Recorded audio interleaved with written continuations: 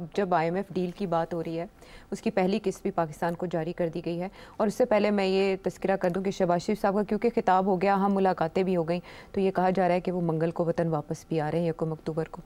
तो IMF deal और आपने तज़किरा डिफ़ॉल्ट का किया, लोग कह रहे हैं कि जिस तब्दीली का इंतज़ार था वो तब्दीली आ गई है और चीज़ें अब बेहतर होना शुरू हो जाएंगी। डिफ़ॉल्ट का ख़तरा मुकम्मल तौर पर टल गया सेठी साहब? और जी इस बिल्कुल टल के गया, बिल्कुल टल गया। और देखिए, ये अब मैं नहीं कह रहा, ये SIFC नहीं कह रही, ये शहबाज शरीफ नहीं कह रहा, ये नून लीग नहीं कह रही, ये पीपल्स पार्टी नहीं कह रही। कहने दो उनको, हम उनकी बात नहीं मानते कि क्या कोई तब्दीली आई है या आ रही है।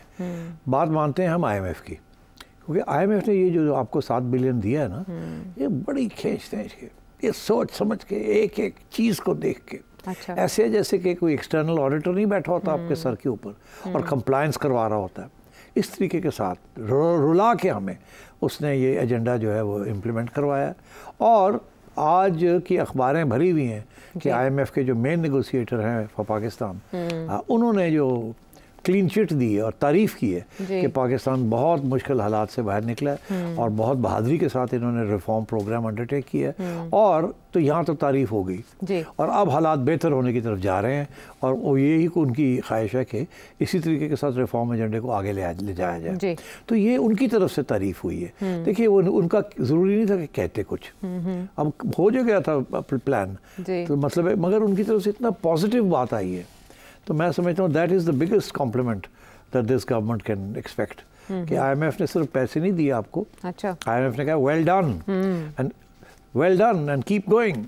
तो I think this is a great green signal. इसके साथ बहुत फ़र्क पड़ेगा क्योंकि IMF ने ये भी बात कह दी है कि UAE ने, दुबई ने, चाइना ने आपकी बड़ी मदद की है और उन्होंने कमिटमेंट्स किए हैं कि आगे भी वो मदद करेंगे, जो कि एक पॉइंट था IMF का कि हम पैसे देते हैं मगर आपने इनसे भी तो पैसे लेना या इनसे भी कोई सहूलतें लेना, इनसे भी कोई डेट जो है उसको पोस्टपोन करें या रीस्ट्रक्चर करें या वगैरह वगैरह या डिपॉजिट्स लें। तो अब तीनों ममालिक ने ये अश्योरेंस दे दी है और गारंटीज दे दी हैं जो कि वो चाहते थे। तो this is a great achievement. अच्छा। इसमें कोई शक ही नहीं है। हाँ, तो फौरी असरात इसके क्या होंगे जिससे लगे कि? देखिए, फौरी असरात तो आपको नज़र आने शुरू हो गए। पहली बात तो ये है कि जो तंगी थी फॉरेन एक्सचेंज की वो कम होगी, आपके रिजर्व्स बढ़ते जा रहे हैं।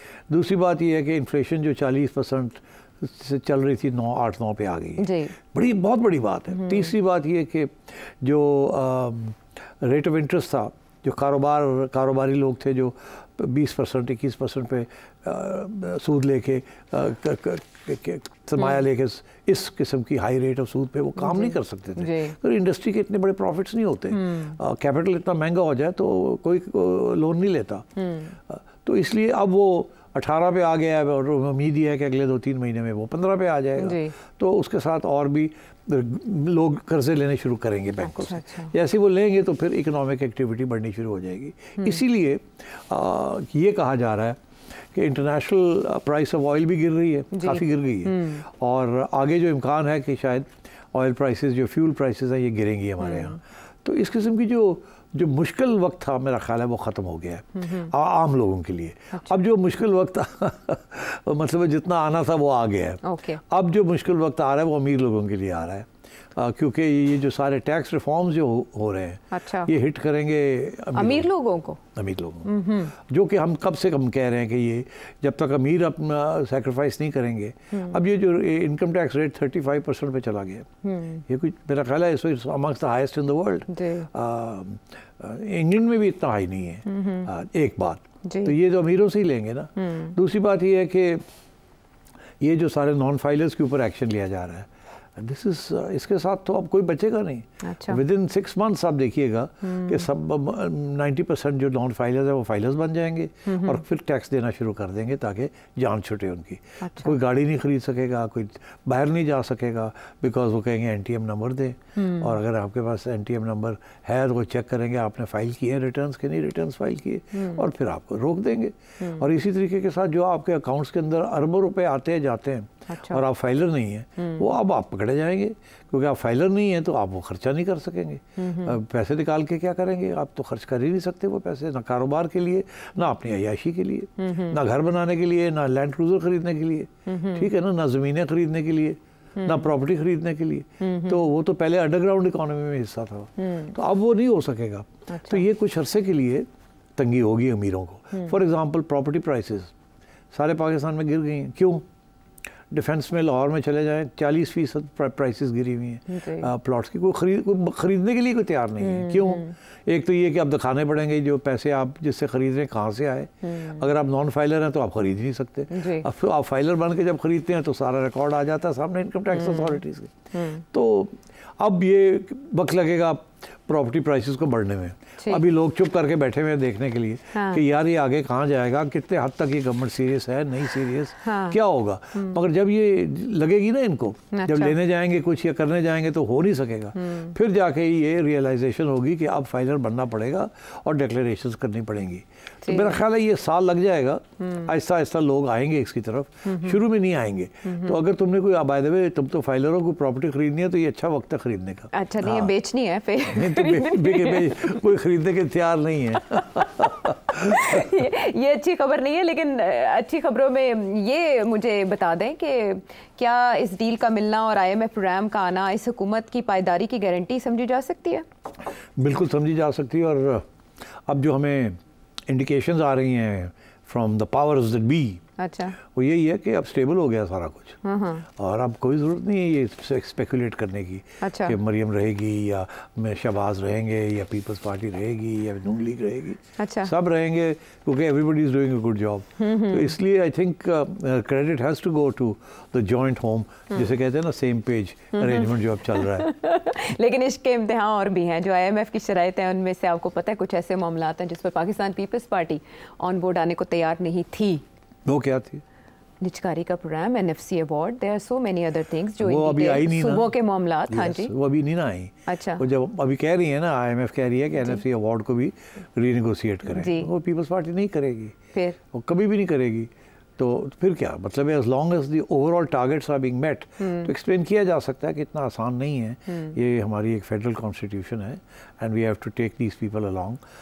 छोटी मोटी कंसेशंस हो सकती हैं इधर उधर, बट क्या कि सारे NFC अवार्ड को खोल दिया जाए, मेरा ख्याल है peoples party would rather sit in opposition than agree to something like that, because that is the main source of their income, and how Sindh को उन्होंने स्टेबल करके रखा हुआ है, बिकॉज पैसा काफ़ी आ जाता है फेडरल गवर्नमेंट से और वो आराम से खर्च करते हैं और आराम से साइफन ऑफ भी करते हैं जो करते हैं, और काम चल रहा है। अच्छा। और इसी तरीके के साथ वोट्स भी पड़ते हैं। हाँ। तो everybody is happy in Sindh.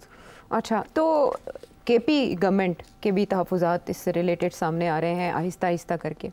जब शहबाज शरीफ साहब मुल्क वापस आएंगे तो क्या सबको ऑन बोर्ड लिया जाएगा, एतमाद में लिया जाएगा IMF डील के हवाले से कंसेंसस पैदा करने के लिए, क्योंकि रिफॉर्म्स तो करना फिर सारे नहीं, वो तो देखिए कंसेंसस और नो कंसेंसस। हाँ। अब सिचुएशन ये है कि इस वक्त जो गवर्नमेंट है वो है पीपल्स पार्टी, नून लीग और पता नहीं 6-7 और छोटी इत्तेहादी हैं, तो वो तो they are all on board, वो ना इधर के रहे ना उधर के रहे। अच्छा। तो रह गए PTI को तो तकलीफ इस बात की होगी कि ये कामयाब होते जा रहे हैं। ये अगर ये कामयाब हो गए तो ये तो स्टेबलाइज हो जाएंगे, स्टेबलाइज हो गए तो कंसोलिडेट हो जाएंगे, कंसोलिडेट हो जाए तो लॉन्गेविटी मिल जाएगी। तो फिर ये जो अगले साल ये साल इलेक्शन करानी है ये तो फारग हो जाएगा। हाँ। और जो पैगाम मिल रहा है वहाँ से भाई लोगों से वो तो यही है कि बैठ जाओ 5 साल तक ही सारे अच्छे ही हैं, किसी नहीं जा रहे। तो ये पैगाम तो अच्छा नहीं लगेगा ना PTI को। वो तो इस इंतज़ार में थे कि ये फेल हो जाएंगे, IMF आएगा नहीं, डिफ़ॉल्ट हो जाएगी और अमेरिका जो है वो आके ठाप लगाएगा। हाँ। और ये होगा और वो होगा, वो तो नहीं होने जा रहा। अच्छा, वैसे ऐसे लगता है जैसे कल भी आपने कुछ खबरें दी और फिर आगे यहाँ पर एक बड़ा इवेंट होने जा रहा है, वर्ल्ड लीडर्स आ रहे हैं उसमें। अब चाइना के वज़ीर आज़म भी एक्सपेक्टेड हैं और आइनी तरमीम के हवाले से भी आप ये प्रेडिक्शन दे चुके हैं कि हुकूमत के हक़ में ही होगा मामला। तो जो सियासी बेयकीनी है, आप समझते हैं जो प्रिवेल कर रही थी पाकिस्तान तहरीक इंसाफ की तरफ से, ना वे वो ख़त्म होने जा रही है, मुआशी बेयकीनी ख़त्म होने जा रही है, डायरेक्शन मिलने लगी है इकोनॉमी को और पाकिस्तान को? डायरेक्शन तो मिल गई है, क्या उस डायरेक्शन पे चल सकेंगे कि नहीं चल सकेंगे वो सवाल है। मगर मेरा ख्याल है कि अब कोई चारा नहीं है इनसे किसी के पास, और उस पर चलना ही पड़ेगा। अब बहुत बड़े कदम उठा लिए उन्होंने, मुश्किल कदम। अब रेजिस्टेंस आएगी, ताजर कम्युनिटी से रेजिस्टेंस आएगी, अदालतों से रेजिस्टेंस आएगी। जो वेस्टेड इंटरेस्ट जो कि अफेक्ट हुए हैं, एडवर्सली अफेक्ट हुए हैं, जिनको नुकसान हो रहा है, वो सारे के सारे भागेंगे अदालतों की पास। फिर तो अब यही है ना, इसीलिए तो अब ये देख लो के साथ जो हो रहा है। हाँ। वो कह रहे हैं ना अदालतों को भी तो टेम करना है ना, क्योंकि हर जगह पे स्टेज मिल जाते हैं, ये हो जाता है, वो हो जाता है। अच्छा। तो ये जो एजेंडा है, this is a very serious agenda for Pakistan, और ये मुश्किल वक्त है। सो अगर अदालतें इसके रुकावट करेंगी तो फिर again you will have problems. And ये जो सब कुछ हो रहा है, कॉन्स्टिट्यूशनल अमेंडमेंट, एग्जीक्यूटिव की authority, increased authority over judiciary, ये कि जी केसेस फंसे हुए हैं, FBR का जो रिफॉर्म हो रहा है, ऑल दिस इज गियर्ड कि भाई अब जो हमने फैसले किए इनको मूव फॉरवर्ड करें, इनको स्टकअप नहीं होने देना। बट बात यह है कि स्टकअप होंगे। अच्छा। बहुत इश्यूज बनेंगे, मगर द फैक्ट कि आपने ये हिम्मत कर ली है, इसका मतलब है फिर आगे भी आप टैकल करेंगे किसी न किसी तरीके के साथ। और IMF आपकी तलवार लेके यहाँ हर 3 महीने यहाँ पर बैठा होगा, तो अगला ट्रांच लेनी है तो जरा दसो ना की कीता है। तो किसी स्टेज पे भी ये डिरेल भी हो सकता है। फॉर एग्जाम्पल मैं एग्जाम्पल देता हूँ, लेबर यूनियंस के इश्यूज होंगे। अच्छा। जो लोग निकाले जाएंगे उनका क्या होगा, उनको उनकी पेंशन्स का क्या होगा, उनको उनकी नौकरियों का क्या होगा, कोई गोल्डन हैंडशेक मिलेगा नहीं मिलेगा, वहाँ कहाँ से पैसे आएंगे, ये सारे मामले आगे चलेंगे। तो मेरा कहने का ये मतलब है कि ये एकदम ये रिफॉर्म एजेंडा जो है ना, आपको ऐसे नहीं लगेगा कि हो गया। ठीक। ये वक्त लगेगा, ठा up and down. So there will not be a smooth transition. Okay. There are going to be many issues. Turbulence. Yes. तो उधर से सियासी टर्बुलेंस है, इधर से इकोनॉमिक टर्बुलेंस है। तो टर्बुलेंस का तो ये साल है। अगर ये साल काट जाती है ये गवर्नमेंट, टर्बुलेंस जो है doesn't spill over into the streets. It doesn't become a movement against the government. तो अगर वो नहीं होता तो फिर I think they'll be through by next year. They'll be feeling much more comfortable next year. ठीक। अच्छा, मूवमेंट की जैसे आपने बात की, स्ट्रीट्स पर अगर नहीं आती तो रावी चैन लिखेगा इस हुकूमत के लिए। आपने ऑयल प्राइसेस की बात की, फिर आपने इंटरेस्ट रेट की बात की, इन्फ्लेशन की बात की। ये आम आदमी तक कितनी देर में रिलीफ पहुंचेगा? उसके बाद ही किसी किस्म के चांसेस हो सकते हैं ना स्ट्रीट मूवमेंट? आप सही कह रहे हैं। आम आदमी को जो डज लगनी थी ना, जो ठाप लगनी थी, वो लग गई। अब नहीं, अब इसके बाद जो अब कोई ठाप नहीं है। अच्छा। अब ठाप मैंने यही कहा ना कि जो लगनी थी लग गई। हाँ। अब पेट्रोल प्राइसेस जो बढ़ गई, अब वापस तो उस कीमत पे नहीं जाएंगी। थोड़ा बहुत ऐसे होता रहेगा।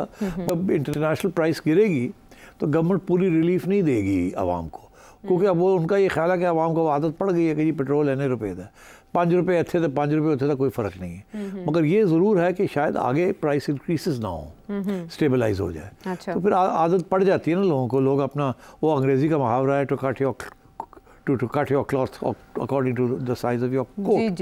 तो अब लोग जो है उनको आदत पड़ गई है कि इतने रुपए का लीटर पड़ता है, ये होता है। उन्होंने अपनी कंजम्पशन कम कर ली है, आना जाना कम कर दिया है, सेविंग्स कर दी हैं, एंड सो ऑन।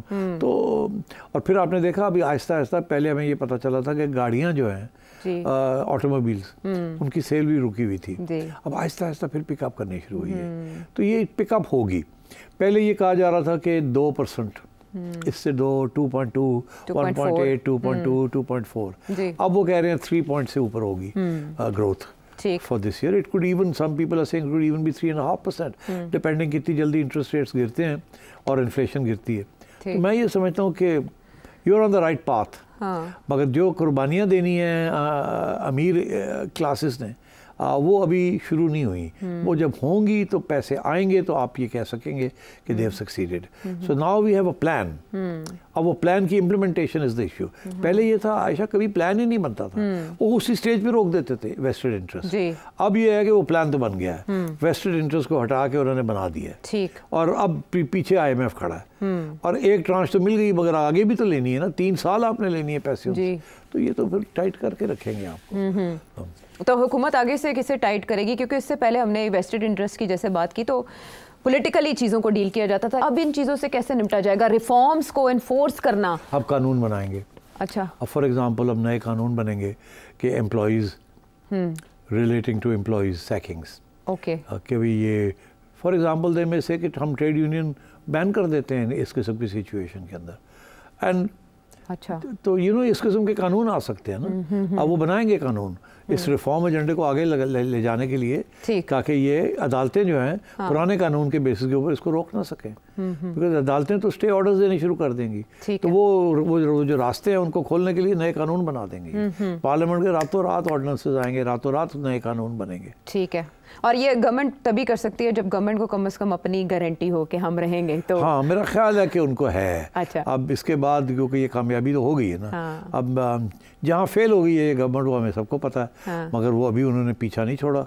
ये अगर कॉन्स्टिट्यूशनल अमेंडमेंट और ये जुडिशरी को रेन इन कर लेते हैं और ये रुकावट जो है ये अगर हट जाती है तो फिर आप समझ सकते हैं गवर्नमेंट को नंबर ले जाएगी ना इस्टेब्लिशमेंट के खाते में। हो गए कम तो कर गए, ठीक है, अल्लाह खैर सलाह चलन दो। ठीक है। नून लीग के रहनुमाओं का ये कहना था कि उनकी पहली तरजीह जो है वो इकोनॉमी की बेहतरी के सिलसिले में IMF से ये डील का मिलना एक अहम संग मील तस्वुर किया जा रहा है, और इसमें चाइना के किरदार को सराहते हुए वज़ीर-ए-आज़म पाकिस्तान क्या रोल चाइना ने प्ले किया और आने वाले दिनों में क्या रोल हो सकता है।